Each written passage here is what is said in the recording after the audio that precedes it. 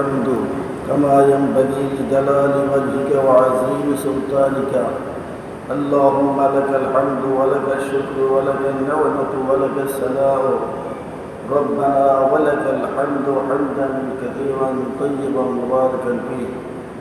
الحمد لله رب العالمين والصلاة والسلام على سيد المرسلين وخاتم النبيين وعلى آله وأصحابه أجمعين. أما بعد فقد قال الله تعالى: أعوذ بالله من الشيطان الرجيم وما خلقت الجن والإنس إلا ليعبدون. وقال تعالى: أمر أن لا تعبدوا إلا إياه. وقال تعالى: وما أمروا إلا ليعبدوا الله مخلصين له الدين. صدق الله مولانا العظيم. الله أكبر. بندہ جناب رسول اللہ صلی اللہ علیہ وسلم আল্লাহ পাকের লাখ কোটি শুকরিয়া জ্ঞাপন করছি।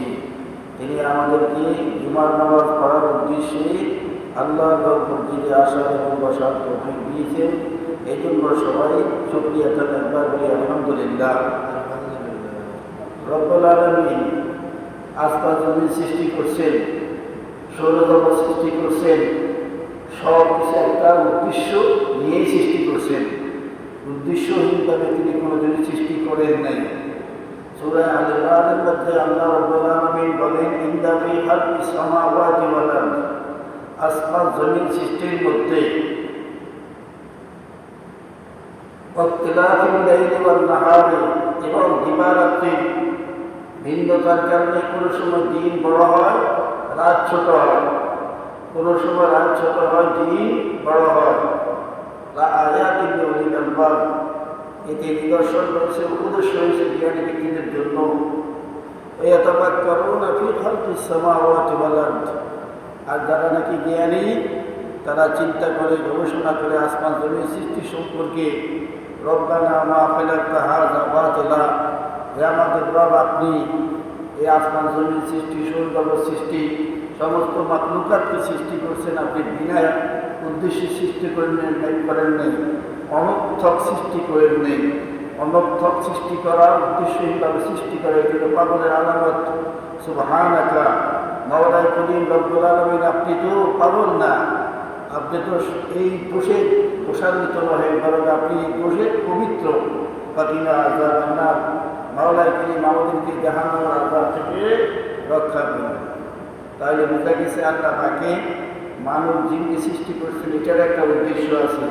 কোন উদ্দেশ্য সৃষ্টি করছেন এটা কিন্তু আমাদেরকে আল্লাহ পাকে কুরআন মজিদের সূরা যারিয়াতের 56 নম্বর আয়াতে বলেন: ওয়া খালাকতুল জিন্না ওয়াল ইনসা ইল্লা লিয়াবুদুন, আমি মানুষ আর জিনকে সৃষ্টি করছি আমার ইবাদত করার জন্য। তারা আমার ইবাদত করবে আর সমস্ত মাখলুক তাদের গোলামি করবে। সূর্য আমাদের গোলামি করে, চন্দ্র আমাদের গোলামি করে, নক্ষত্র আমাদের গোলামি করে, যত পশু পাখি আছে তারা আমাদের গোলামি করে। আর আমার মাওলায় বলেন যে তোমরা আমার ইবাদত করবে, সমস্ত মাখলুক তোমাদের খিদমত করবে। সুবহানাল্লাহি ওয়া বিহামদিহি, সুবহানাল্লাহিল আযীম। কিন্তু আজকে বর্তমান বিশ্বে মানুষ আল্লাহর ইবাদত বাদ দিয়া, মানুষ গাড়ি বাড়ি, মানুষ কারখানা, মানুষ অট্টালিকা নির্মাণে ব্যস্ত হয়ে পড়েছে, আল্লাহর ইবাদত ছেড়ে দিয়েছে। মানুষ মনে করে যে এটার মধ্যে হইলে কি জ্ঞানী, এটার মধ্যে হইলে বুদ্ধিমত্তা। কিন্তু আমার মাওলায় বলেন যে না, এটার মধ্যে বুদ্ধিমত্তা নহে। ইন্না লিল্লাহি ওয়া ইন্না ইলাইহি রাজিউন, এ আমার বান্দা, আমি তোমাদেরকে সৃষ্টি করছি, তোমরা একদিন আমার কাছে ফিরে আসতে হবে। আমার কাছে যখন ফিরে আসতে হবে, তো আমার কাছে ফিরে আসার আগে তোমরা মুসলমান হও। মুসলমান হয়ে না হইয়া মরিও না, মুসলমান হয়ে মরো। আর যদি মুসলমান না হইয়া মরো, তাহলে আমার কবরের জগতে তোমাদের শাস্তির ব্যবস্থা রয়েছে, কিয়ামতের ময়দানে শাস্তির ব্যবস্থা রয়েছে, জাহান্নামে তোমাদের শাস্তির ব্যবস্থা রয়েছে। আর যদি তোমরা আমার হুকুম মতন আমার প্রত্যেকটি কাজ, তোমাদের প্রত্যেকটি কাজে করো, যদি আমার দাসত্ব করো, আমার হুকুম পালন করো। যেমন মনে করেন আমরা কথাবার্তা বলি, সেটার মধ্যে আমরা যদি ইনসাফের সহিত কথা বলি, ন্যায় কথা বলি, তাহলে এটার মধ্যে গুনাহ হবে না, বরং ন্যায় করবে। আমরা হাঁটাচলা করি, রাস্তার ডান পাশে দিয়ে হাঁটাচলা করি, আল্লাহর হুকুম মোতাবেক চলি, আল্লাহর দাসত্ব করি, তাই ডান দিকে চলবো, আমরা দিকে দিকে চলবো, আমাদের কথাবার্তার মধ্যে ভারসাম্যতা থাকবে, আমাদের রাত্রিকালের সময় আমরা আমরা হুকুম পালন করবো, আমরা ইবাদত করবো কি আল্লাহুম্মা বিসমিকা আমুতু আলিয়া। যখন ঘুম থেকে আমরা উঠবো তখন আমরা বলবো সুবহানাকা আলহামদুলিল্লাহিল্লাযী আযহাবা আন্নিল আযা ওয়া আফানি। যখন আমরা ঘর থেকে বের হব তখন বলবো তাওয়াক্কালতু আলাল্লাহ, আমরা আল্লাহর উপর ভরসা করে বের হইলাম। যখন আমরা মসজিদে প্রবেশ করবো আল্লাহর গোলামি করবো আল্লাহুম্মা আফতাহলি আবওয়াবা রাহমাতিকা। যখন মসজিদ থেকে বের হব বাম পা দিয়ে বের হব বিসমিল্লাহি ওয়া সালাতু ওয়া সালামু আলা রাসূলিল্লাহ আল্লাহুম্মা ইন্নী আসআলুকা মিন ফাদলিক। এইভাবে রাস্তা দিয়ে যখন নাকি আমরা চলাফেরা করবো তখন কোনো মানুষকে দেখলে, কোনো মুসলমানকে দেখলে আমরা তাকে সালাম করবো। আমরা যখন নামাজের সময় হবো নামাজ পড়বো, যখন রোজা রাখার সময় হবো রোজা রাখবো, যখন হজ করার সময় হবো হজ করবো ইত্যাদি। এই জন্য আল্লাহ পাকে আমাদেরকে পাঠাইছেন ইবাদত করার জন্য। আমরা যদি আল্লাহর হুকুম না পালন করিয়া, আল্লাহর ইবাদত না করিয়া আমরা বাড়িতে পালনের মধ্যে গাড়ি বাড়ি চলার ব্যাপারে যদি আমরা মুক্ত হই তাহলে এটা আমাদের জন্য বোকামি হবে। আমাদের এই বোকামি করা কিন্তু ঠিক না। আমার খালাকুল জিন্না ওয়াল ইনসা ইল্লা লিয়াবুদুন। এ আমার বান্দা, আমি তোমাদেরকে বলেছি আমার ইবাদত করার জন্য তোমরা আমার ইবাদত করবে। আর ইবাদতটা কি? ইবাদতটা জীবনের সর্বক্ষেত্রে আল্লাহ পাকের হুকুমের সামনে নথি স্বীকার করা।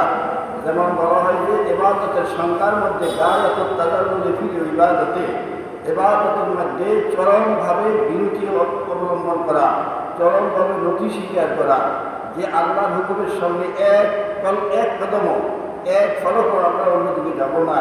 এটাই হল কি আল্লাহর বান্দার পরিচয়। দুনিয়ার দাসত্বের মধ্যে আল্লাহর ইবাদতের মধ্যে মিল আছে। যেমন দুনিয়ার যদি একজন মনিব থাকে, সেই মনিবের হুকুম পালন করতে হয়। মনিব যদি বলে তুমি এই কাজ করো, আমি এই কাজ করতে হবে। মনিব যদি বলে তুমি এখন ঘুমাইতে হবে, আমি ঘুমাইতে হবে। অর্থাৎ মনিবের চাহিদা, মনিবের ইচ্ছার বিপরীতে কোনো কাজ করা যায় না। যদি করা হয় তাহলে মনিব চাকরি থেকে বরখাস্ত করবে অথবা তাকে শাস্তি দিবে। ঠিক এমনিভাবে আল্লাহ পাকের দাসত্ব যদি আমরা পুরোপুরি করি তাহলে আল্লাহ পাক আমাদেরকে শাস্তি দিবেন না, আমাদেরকে পুরস্কৃত করবেন জান্নাতের মধ্যে গেলে। আর যদি আমরা মাওলার নাফরমানি করি তাহলে আমার মাওলা দুনিয়ার মধ্যে আমাদেরকে শাস্তি দিবেন। যেমন কোরআন মাজিদে আয়াত আছে, যাহারাল ফাসাদু ফিল বাররি ওয়াল বাহরি বিমা কাসাবাত আইদিন নাস লিয়ুযীকাহুম বা'দাল্লাযী আমিলু লাআল্লাহুম ইয়ারজিউন। জলস্তরে মাঠে ঘাটে যে বিপর্য সৃষ্টি হয়েছে সেটা মানুষের কৃতকর্মের ফলেই আল্লাহ পাকে তাদেরকে দুনিয়াতে শাস্তিতে লিপ্ত করেন। আর দুনিয়ার মধ্যে যদি একটি শাস্তিতে লিপ্ত হয় এটা মাওলা জুলুম করিয়া কোনো বান্দাকে শাস্তি দেন না। যেমন নাকি কোনো অভিভাবক তার নিজের ছেলে মেয়েকে শাস্তি দেন, এই শাস্তি দেওয়ার কারণে ছেলে মেয়ের কথা ভাবা উচিত নহে যে আমার মা বাবা আমার প্রতি অত্যাচার করতেছেন। বরং এই কথা চিন্তা করতে হবে আমাদের তিনি মঙ্গলকামী শুভাকাঙ্ক্ষী শুভানুদ্দায়ী, আমাদের মা বাবা আমাদের হিতাকাঙ্ক্ষী, তিনি আমাদের ভালোর জন্যই আমাদেরকে শাস্তি দিচ্ছেন। এমনিভাবে আল্লাহ রাব্বুল আলামিন বান্দাদেরকে কোনো অন্যায়ের কারণে কোনো পাপের কারণে যদি শাস্তিতে লিপ্ত করেন, শাস্তি দেন, তাহলে এটা বলতে হবে আমাদের অভিভাবক আল্লাহ ওয়ালিউল্লাযীনা আমানু, আল্লাহ ঈমানদারদের অভিভাবক তিনি শাস্তি দেওয়ার অধিকার রাখেন। এই শাস্তি দেওয়ার মাধ্যমে তিনি ইঙ্গিত করেন বান্দা তুমি যদি নাকি শাস্তি ভোগ করিয়া উপদেশ গ্রহণ করো, আমার ইবাদত করো, তাহলে তোমার জন্য আমি জান্নাত রেখেছি। কোরআন মাজিদের মধ্যে আল্লাহ পাক বলেন ফারিকুন ফিল জান্নাতি ওয়া ফারিকুন ফিস সাঈর। একদল মানুষকে আমি জান্নাতের জন্য বানাইছি আর একদল মানুষকে আমি জাহান্নামের জন্য বানাইছি। এখন বর্তমানে মানুষের কোনটা ভালো কোনটা মন্দ এটা তো মানুষ ভুলে না, বুঝে না। এই জন্য মানুষ যেটা খারাপ সেটাকে মনে করে যে এটাই আমার ভালো, আর যেটা তার জন্য ভালো হবে মন্দ হবে সেটাকে সে মনে করে খারাপ। আসলে কিন্তু এটা না। সূরা বাকারার 216 নম্বর আয়াতে আল্লাহ পাক বলেন ওয়াসাউ তাজরাবু শাইআও ওয়া হুয়া খায়রুল লাকুম ওয়াসাউ তুহিব্বু শাইআও ওয়া হুয়া শাররুল লাকুম। অনেক কিছু তোমরা খারাপ মনে করবে অথচ সেটা খারাপ নয়। আর অনেক কিছুকে তোমরা ভালো মনে করবে, আসলে সেটা ভালো নয়, সেটা তোমাদের জন্য অমঙ্গল। দুনিয়ার বিবাহের মধ্যে দুনিয়াতে চাকচিক্য দেখে বিবাহ করতে নেই। আল্লাহ রাব্বুল আলামিন কোরআন মজিদের এক আয়াতের মধ্যে বলেন, তোমরা বিধর্মীদেরকে তোমরা পছন্দ করিও না। এদের যদিও বাহ্যিক সাজসজ্জা আছে, সৌন্দর্য আছে, কিন্তু এদের মধ্যে পবিত্রতা নেই, এদের মধ্যে দিনদারি নেই। এটা তোমার পরকালকে তোমার খারাপ করবে। এই জন্য তুমি এটাকে যদিও ভালো মনে করো, এটা তোমার জন্য খারাপ। আর তুমি মুসলিম নারী দিনদার মহিলাকে বিবাহ করে এর মধ্যে যদি দেখি কোন কিছু তুমি ত্রুটি দেখো, আসলে এই ত্রুটি না, সে তোমাকে জান্নাত মুখী করবে। সুবহানাল্লাহ বিহামদিহি সুবহানাল্লাহিল আযীম। তাহলে মানুষের নিজস্ব বিবেচনা, মানুষের কোন যুক্তি আল্লাহর হুকুমের সামনে কাটাতে পারবে না। যেমন আমাদের অজু ভঙ্গের করার স্বার্থে পায়খানা প্রসাবের রাস্তা দিয়ে কোনো কিছু বাইর হওয়া, মুখগুলিয়া বমি হওয়া, পাগল মাথা রসিকম লেগে পায়খানা পেশাবের রাস্তা দিয়ে কোনো কিছু বাইর হলে অজু ভঙ্গ হয়। এখন অজু ভঙ্গ হইলে অজু করতে হলে কি কুলি করতে হবে, নাকে পানি দিতে হবে, সমস্ত মুখ ধুইতে হবে। যুক্তিতে এটা খাটে না, যেটা অন্যায় করছে, যেটা দিয়ে পায়খানা প্রস্তাব বাইর করছে, এটাকে দিলে তো পবিত্র হওয়া থাকবে না। পবিত্র হওয়ার জন্য তোমার চারটা খরচ রয়েছে। একটা যদি সমস্ত মুখ ধৌত করা, দোনো হাতের কুড়ি সহ ধৌত করা, দোনো পায়ের টাকুশ সহ হওয়া, মাথার চারপাকে একবার বসে করা।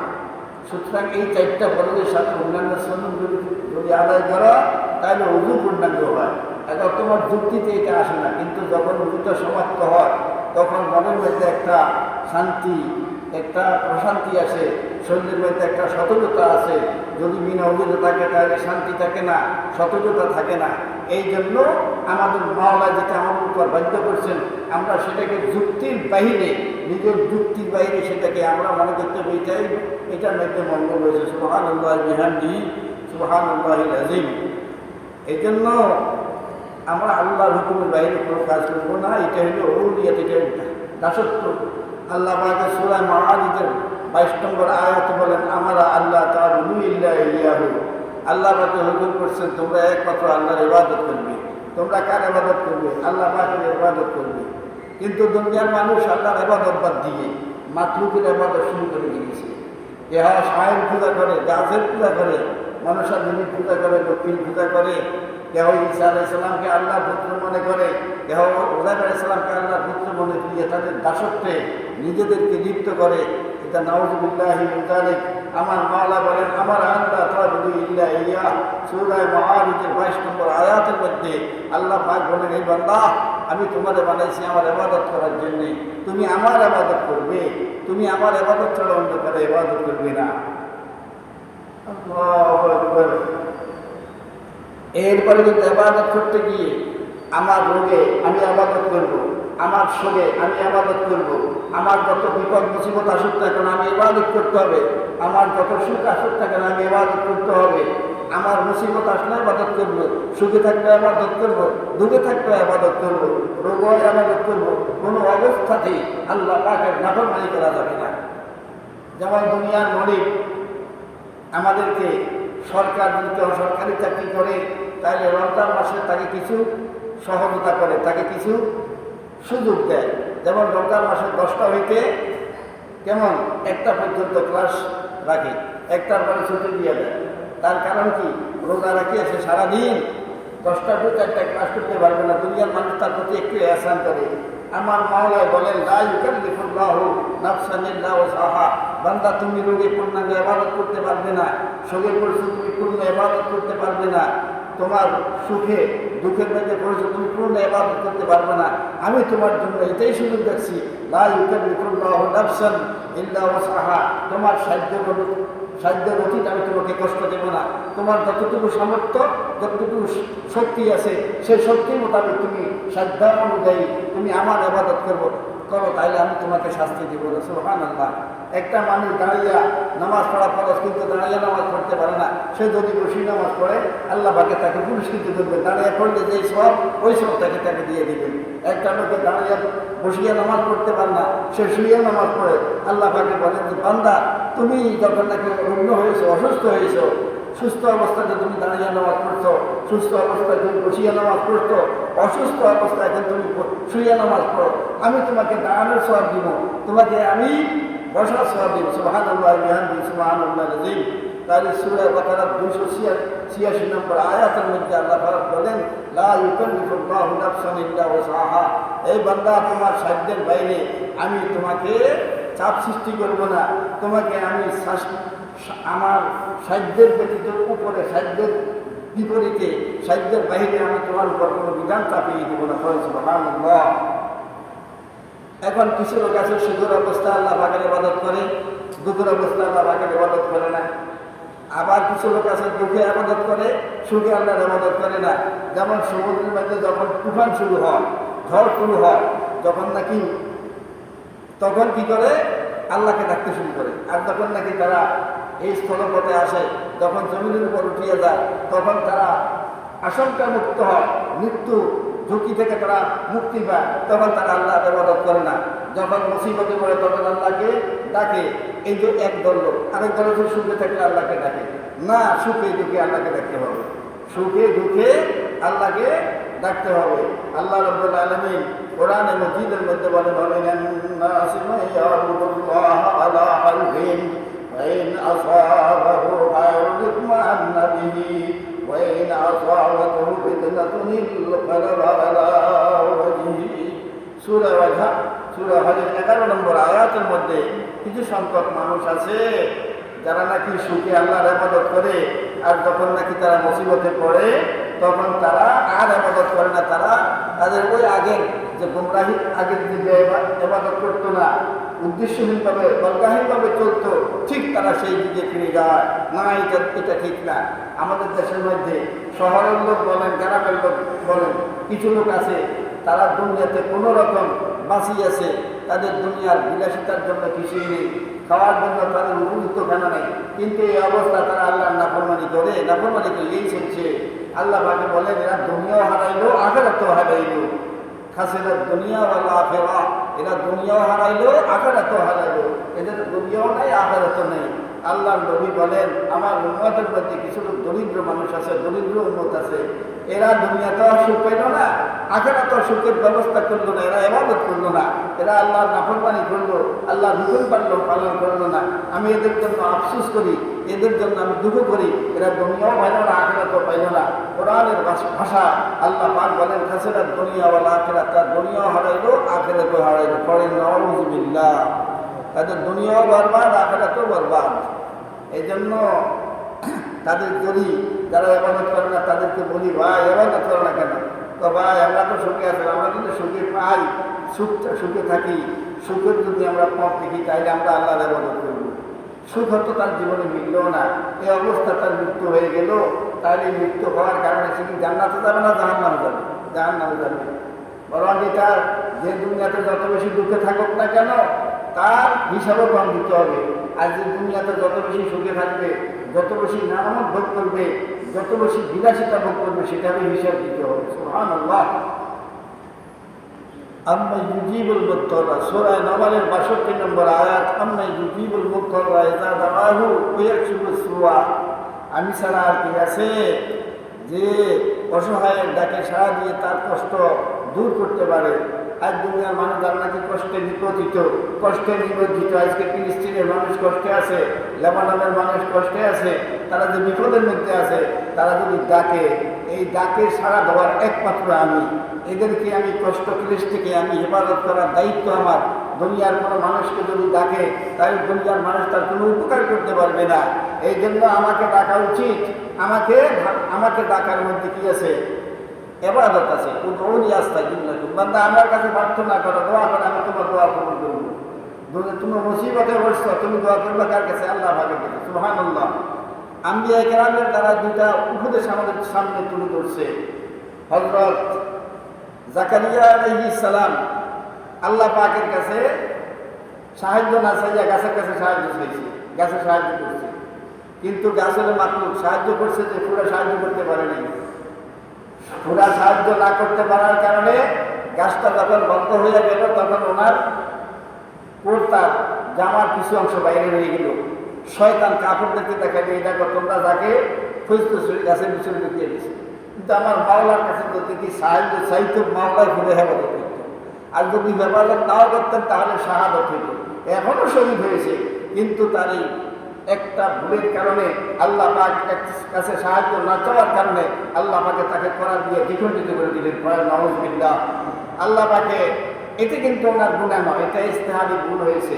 চাইতে হবে তার কাছে, মাওলার কাছে সর্বাবস্থায় সকল সময়ে আল্লাহ পাকের কাছে প্রার্থনা করতে হবে, চাইতে হবে। হযরত ইউনূস আলাইহিস সালাম মাছের পেটে চলে গেলেন। মাছের তিনটা অন্ধকার, পানির অন্ধকার, রাতের অন্ধকার আর পেটের ভিতরের অন্ধকার, তিন অন্ধকারের ভিতরে চলে গেলেন।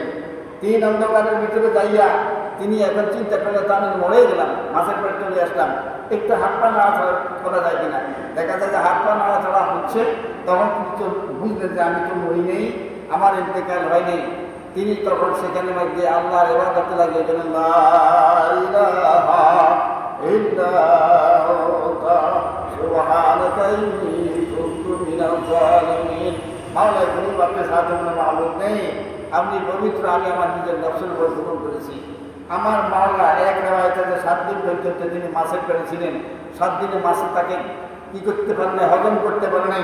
সমুদ্র তটপ্রদেশে দিয়ে সে এক প্রান্ত থেকে আরেক প্রান্তে ধরতে শুরু করে দিয়েছে। এরপরে মাছ হয়রান হয়ে গেছে। আল্লাহ পাকে বলেন যে আমার ইউনূসের শাস্তি হয়ে গেছে, তার যে আমার কাছে সে যে ভুল করছে, ভুলের কারণে সে ইস্তেগফার করছে, ক্ষমা চাইছে, আমি তাকে ক্ষমা করিয়ে দিলাম। তুমি তাদের সমুদ্রের কিনারে তাকে তুমি ভূমি করিয়ে ফেলে দাও, সুবহানাল্লাহ। আর তিনি সেখানে আসলেন। এটা আর হযরত আইয়ুব আলাইহিস সালাম এই রোগের হালতে আল্লাহ পাককে ছেড়ে দেননি। তিনি তখনও কি করছে, আল্লাহ পাকের ইবাদত করেছেন।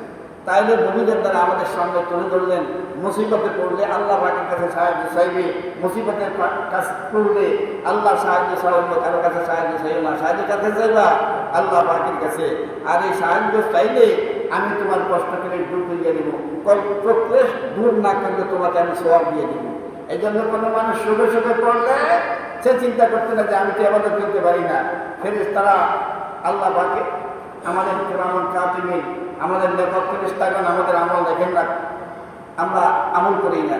আল্লাহ পাকে জিজ্ঞাসা করেন, এই ফেরেশতারা আমার বান্দার আমল লেখো না কেন, নেক আমল লেখো না কেন? আপনার বান্দা তো নেক আমল করে না। কেন নেক আমল করে না? এখন সে রোগী হয়ে গেছে, সে আপনার ইবাদত করার মতো শক্তি রাখে না। আমার মাওলাই বলেন, তাহলে রোগে ফেলেছি তো আমি, ঠিক আছে, তোমরা রোগের কারণে তার রোগেরও সওয়াব দিব, আর রোগের কারণে তোমরা ওই জায়গাতে যেতে করো। আলহামদুলিল্লাহ। তাইলে আমাদের কষ্ট ক্লেশের কারণে, রোগের কারণে, অপারগতার কারণে আমাদের দুইটা সওয়াব, একটা নেক আমলের সওয়াব, আর একটা কি আল্লাহ পাকের তরফ থেকে পেনশন হিসেবে সওয়াব দিয়ে দেবেন। সরকারি চাকরি যারা করে, চাকরির শেষ মুহূর্তে আসি তাদেরকে পেনশন দেয়, চাকরির শেষ মুহূর্তে আসি তাদেরকে এককালীন কেমন কন্ট্রাক্ট ট্রাস্ট অপশন কথা দেয়। আর যারা নাকি ফুল সরকারি চাকরিজীবী তাদেরকে আল্লাহ পাকে পেনশন, সরকার পেনশন দেয়। আমার মাওলার তরফ থেকে ঘোষণা, এই বান্দা যদি তুমি ইবাদত করতে থাকো, ইবাদত করার হালতে যদি নাকি তোমার অসুস্থতা আছে, বার্ধক্য বয়সে তুমি উপনীত হও, তখন তুমি ইবাদত করতে পারো না। তোমার এই বার্ধক্য থাকা অবস্থায় আমি তোমার জওয়ান্তি বয়সের ইবাদতের সহ তোমাকে আমি দিয়ে দিচ্ছি, সুবহানাল্লাহ। তো আমি জীবুল মুত্তার ইযা দাবাহু ওয়া ইয়াকশিফু সুআ, বান্দা যখন নাকি মুসিবতে পড়ো তখন আমার কাছে আসো, আমার কাছে ফিরে আসো। আমার কাছে যখন ফিরে আসবে আমি তোমাকে ক্ষমা করিয়ে দিব, আমি তোমার কষ্ট করে দূর করিয়ে দিব। সুবহানাল্লাহি ওয়া বিহামদিহি, সুবহানাল্লাহিল আযীম। وإذا مس الإنسان الضر دعانا لجنبه أو قاعدا أو قائما فلما كشفنا عنه ضره مر كأن لم يدعنا إلى ضر مسه। সূরা ইউনূসের 12 নম্বর আয়াতের মধ্যে আছে, আল্লাহ পাক বলেন, কিছু লোক বলে যারা বিপদে পড়লে উঠতে বসতে আমাকে ডাকতে থাকে, বিপদে পড়লে আমাকে ডাকে, উঠতে আমাকে ডাকে, বসতে আমাকে ডাকে। আল্লাহু আকবার। কিছু বান্দা আছে উপরের দিকে উঠতার সময় কি বলে? আল্লাহ তাসবিহ পাঠ করে। নিচের দিকে নামতে আলহামদুলিল্লাহ বলে। যখন আল্লাহ পাকে তাদের উঠানাবার মধ্যে পথ খুলে দেন, তোমরা আল্লাহু আকবার বলো। কি সুন্দর, কি ইবাদতের জায়গা, আল্লাহু আকবার। মসজিদের দিকে আমরা উঠতেছি, প্রথম শহীদে পাওয়া গিয়ে সুবহানাল্লাহ বলি, দ্বিতীয় সময় উঠে আমরা আলহামদুলিল্লাহ বলি। মসজিদের মধ্যে নাকি বিসমিল্লাহ ওয়াস সালাতু ওয়াস সালামু আলা রাসূলিল্লাহ আল্লাহুম্মা তাআলা আওয়াবা রাহমাতিকা। মসজিদের মধ্যে প্রবেশ করি, আমরা সর্বপ্রথম 2 রাকাত তাহিয়াতুল ওযু নামাজ পড়ি, এর বাদে 2 রাকাত তাহিয়াতুল মসজিদ নামাজ পড়ি, এর বাদে আমরা 4 রাকাত কিবলা জুমা নামাজ পড়ি, আল্লাহর ইবাদত। তো এখন আমরা কি করি? এই ইবাদত করা। তো এখন বান্দা যদি বিপদে হয়, আল্লাহ কসম করতেছেন, আমার কিছু বান্দা আছে, কিছু লোক আছে, এরা বিপদে পড়লে উঠতে বসতে সর্ব অবস্থায় আমার ইবাদত করে, সর্ব অবস্থায় আমার জিকির বিকির করে। তারপর যখন আমি বিপদ দূর করে দিই, তখন তাদের বাপখানা এমন হয় যেন সে বিপদে পড়ে সে আমাকে ডাকেই নি। আল্লাহু আকবার। কিছু বান্দা আছে বিপদে পড়লে কেমন, তখন আল্লাহরে ডাকে, আর যখন সুখে আসে তখন সে আমাকে চিনেই না, তখন সে আমাকে চিনেই না। বরং তার উচিত ছিল যে আমি তারে বিপদে পাঠাইছি, ইবাদত করাইছি, তারে আমার দিকে ফিরে আসার জন্য লাআল্লাহুমের জন্য। এখন যখন সে সুখের মধ্যে আসে, এখনো তার ইবাদত করা উচিত। সুবহানাল্লাহি ওয়া বিহামদিহি সুবহানাল্লাহিল আযীম। সূরা বনী ইসরাঈল 83 নম্বর আয়াত, ওয়াইযা আনআমনা আলাল ইনসানি আ'রাদা বিজানিবি। যখন আমি মানুষকে নিয়ামত দান করি, তখন সে আমার থেকে বিমুখ হয়ে যায়। আমি তার নাম, তারে নিয়ামত দান করি, সুখে রাখি। আল্লাহ দেখেন, 3টা আমাদের কথা বলি, 3টা মানুষের কথা বলি। হযরত বনী ইসরাঈলের মধ্যে 3টা মানুষ ফেরেশতা দিয়ে আল্লাহ পাকে তাদেরকে পরীক্ষা করছেন। একটা লোকের মাথার মধ্যে টাক, মাথার চুল নেই, সব চুল চলে গেছে। এখন ফেরেশতা আসলো ভিক্ষুকের বেশে, আসি কয়ে যে আপনি কি চান? তাই আমার এই মাথার টাকটা যদি ভালো হয়ে যায়, তাহলে আমি এত শুকর আদায় করবো, যা বলার বাইরে আমি আল্লাহর হুকুম পালন করবো। হযরত জিবরাইল আলাইহিস সালাম ফেরেশতা, এই ফেরেশতার মাধ্যমে তার হাত বুলিয়ে দিলেন। ফেরেশতা হাত বুলিয়ে দিলেন, তার মাথার মধ্যে চুল গজিয়ে গেল। এখনকার আপনি আমার কাছে কি চান? আমার যদি একটা ওট দিতেন, তাহলে একটা ওটকে আমি লালন পালন করলে তো আমার কিছু জীবিকার ব্যবস্থা হইত। হযরত জিবরাইল আলাইহিস সালাম তিনি একটা ওটের ব্যবস্থা করে দিলেন। ওট পালতে পালতে তার হাজার হাজার ওট হয়ে গেল। এর বাদে আরেকটা গেলেন, লোকের কাছে গেলেন, সে কুষ্ঠরোগী। বললো যে আপনার কি অবস্থা? আমার কুষ্ঠরোগ, কুষ্ঠরোগের কারণে আমার গায়ে দুর্গন্ধ, মানুষ আমার কাছে দেখে না, আমার কাছে মানুষ আসে না, আমাকে মানুষ ঘৃণা করে। যদি আমার কুষ্ঠরোগটা ভালো হয়ে যেত, ইব্রাহিম ইসলাম তার পুরা শরীরের মধ্যে হাত বুলাই দিলেন, সঙ্গে সঙ্গে তার কুষ্ঠরোগ ভালো হয়ে গেল। জিবরাইল ইসলাম জিজ্ঞাসা করলেন, আপনি আমার কাছে কিন্তু চান নাই? আমার তো একটা গরু হইত, একটা গাভী হইত, গাভীর থেকে আমার অনেকগুলি গরু ছাগল হইত, গরু হইত, আমি তার দ্বারা জীবিকা নির্বাহ করতে পারতাম। হযরত জিবরাইল ইসলাম তাকে একটা গাভীর ব্যবস্থা করে দিলেন, গাভীর থেকে তার অসংখ্য গরু হয়ে গেল। এরপরে দিয়া একটা লোকের কাছে গেলেন, সে অন্ধ। জিজ্ঞাসা করলো, আপনি অন্ধ, আপনি চোখে দেখেন না, আপনার দেখি না, রাত কি দিন কি সেটা আমি বুঝি না, সুন্দর কি কালো কি সেটা আমি বুঝি না, লাল নীল কি আমি তা বুঝি না। আমাকে আল্লাহ পাকে এই 2টা চক্ষু দেন নেই, যার কারণে আমি জন্মান্ধ, জন্মগত অন্ধ, জন্মের হইতে শুরুর লগ্ন হইতে আমার চোখ নেই, আমি কিছুই দেখতে পাই না। তো আপনি কি চান? আমার চোখগুলো যদি ভালো হয়ে যেত। হযরত জিবরাইল ইসলাম তার চোখের মধ্যে হাত বুলিয়ে দিলেন, হাত বুলে দেওয়ার পর দিয়া তার চোখ ভালো হয়ে গেল। এখন আপনি আমার কাছে কি চা? কিছু চান না, আমি একটা আপনার কাছে একটা ছাগল চাই, কেমন একটা মাটি চাই, তাহলে মাটি হলে আমি কিন্তু এগুলোর থেকে আমার পরবর্তীতে লাভ হবে। উনি একটা তার মাটির ব্যবস্থা করিয়ে দিলেন। এখন এখান থেকে তার হাজার হাজার ছাগল হয়ে গেল, ছাগল কেমন ফাঁকা ফাঁটির ব্যবস্থা হয়ে গেল। একদিন আল্লাহ পাকে বলেন, জিবরাইল, এই আমার 3টা মানুষকে আমি কি করছি, যখন বুকে রাখছি তারা আমার ইবাদত করছে, এখন তারা পরম সুখে আছে, তাদের এখন সুখের অভাব নেই, তুমি তাদের কাছে যাও, দেখো তারা কি ইবাদত করে কিনা। এখন জিবরাইল সালাম আসে, সর্বপ্রথম তাক মাথার মধ্যে তার কাছে আসলো, এই তাকে তাদের থেকে কিছু ইচ্ছা চাও, যাকে ওট দিয়েছো ওট চাও, যাকে গরু দিয়েছো গরু চাও, যাকে ছাগল দিয়েছো ছাগল চাও। আসি যখন তাকওয়ালার কাছে আসি, বললো যে আপনি আমাকে একটা ওট দেন, বাহা একটা ওট আপনাকে দেবো। কেমন কথা বললেন আপনি, একটা ওট কি দেওয়া যায়? আপনি গরিব ছিলেন না আগে? আরে বেটা, আমার পূর্বপুরুষ হইতে কয়েক যুগ পর্যন্ত আমরা ধনী অর্থশালী, আমার কি বলতে চাস? শুনেন, আমি জানি যতটুকু যে আপনাকে গরিব ছিলেন, আপনার মাথায় টাক ছিল, তাকেও ভালো হয়েছে, ওটেরও মালিক হয়েছেন। এখন আপনি বলেন আপনার 14 পুরুষ, আপনার বংশানুক্রমে আপনারা অনেক ধনী না, আপনার ধনী না করেন।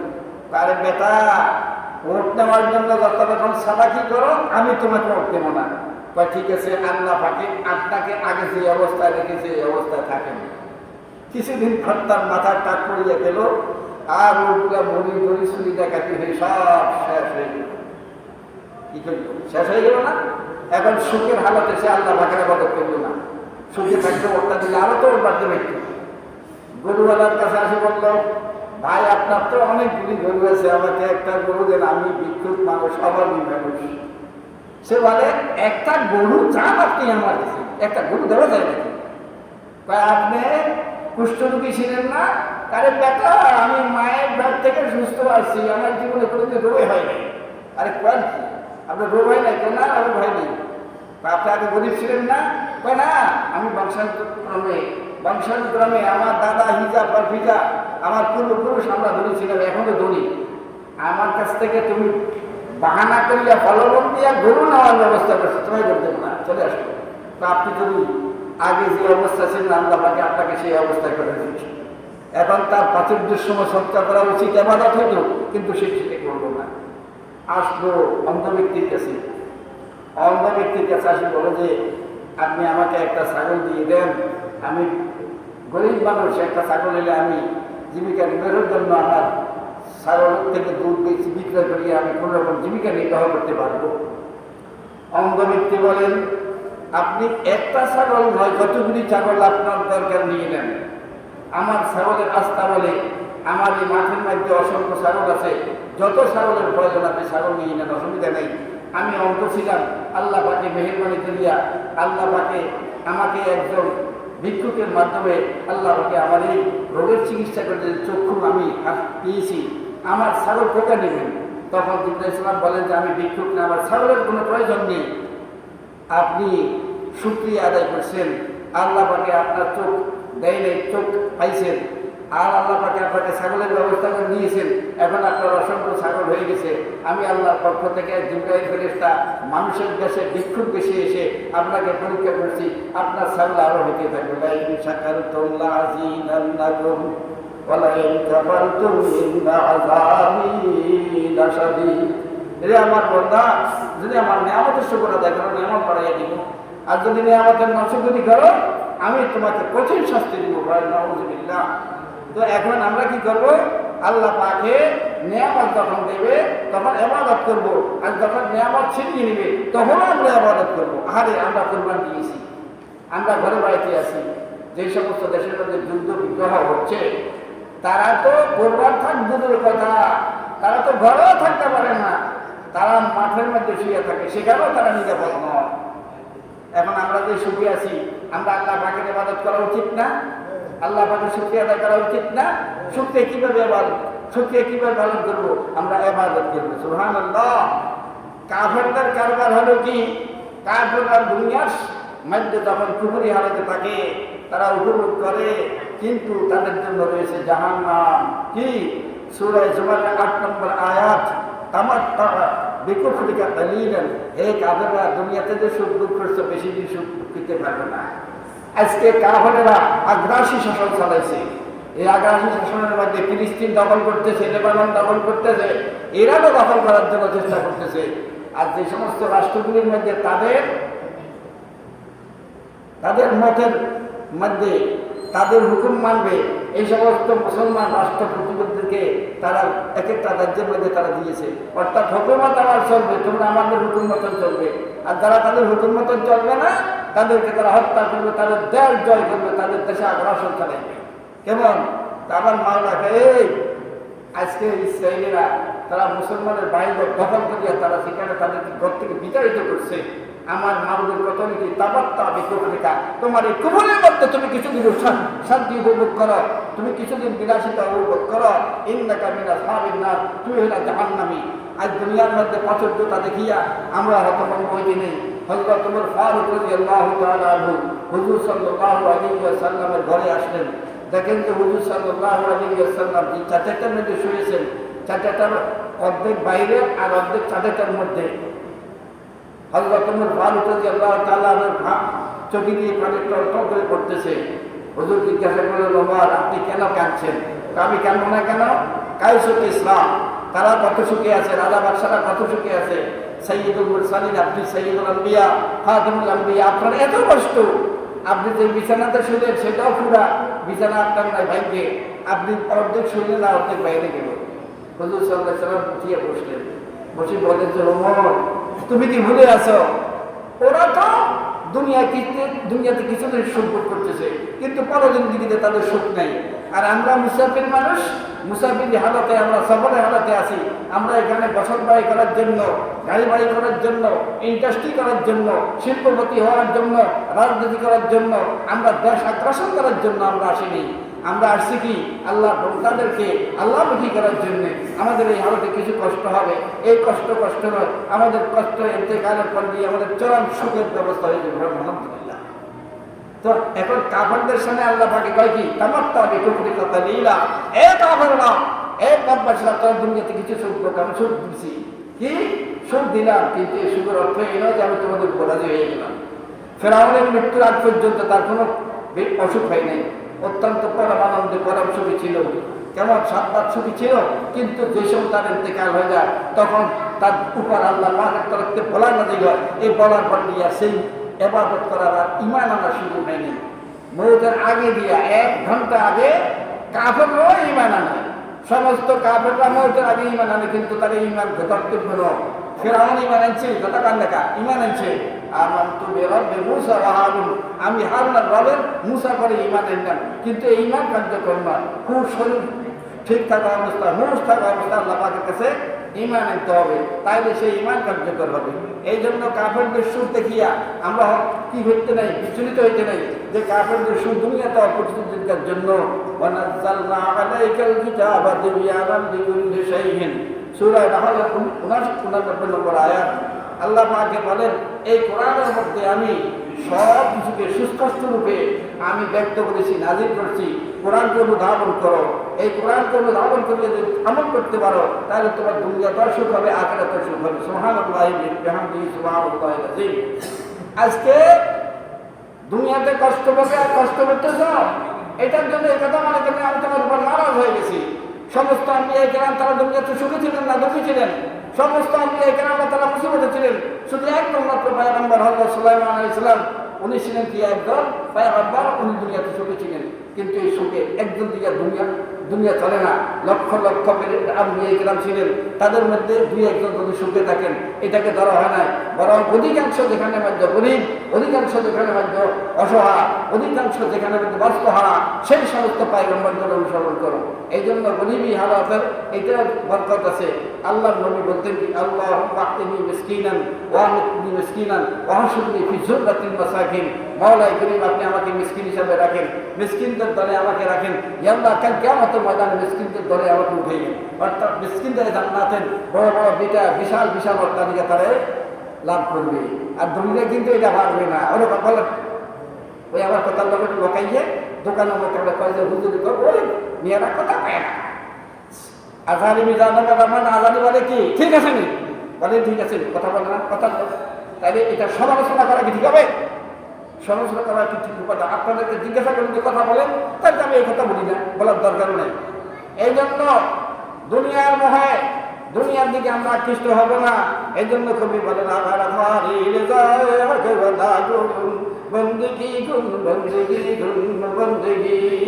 তুমি যদি আল্লাহ পাকের সন্তুষ্টি কামনা করো, তুমি ইবাদত করো, তুমি ইবাদত করো, তুমি ইবাদত করো। আল্লাহুম্মা ওয়াফিকনা লিমা তুহিব্বুহু ওয়া তারদা মিনাল কওলি ওয়াল আমালি ওয়াল ফি'লি ওয়ান নিয়্যতি ওয়াল হাদিয়ি ইন্নাকা আলা কুল্লি শাইইন কাদির। আল্লাহ আমাদেরকে তৌফিক দেন, যেই জিনিস করলে আপনি আমাদেরকে মহব্বত করবেন, যেই কথা বললে, যে আমল করলে আপনি রাজি হবেন, এবং যেই নিয়ত করলে আপনি সন্তুষ্ট হবেন, আমাদেরকে সেই কাজ করার তৌফিক দান করেন। ইন্নাকা আলা কুল্লি শাইইন কাদির, আপনি সমস্ত বিষয়ে আপনি ক্ষমতাশালী। ওয়া আখিরু দাওয়ানা আলহামদুলিল্লাহি রাব্বিল আলামিন।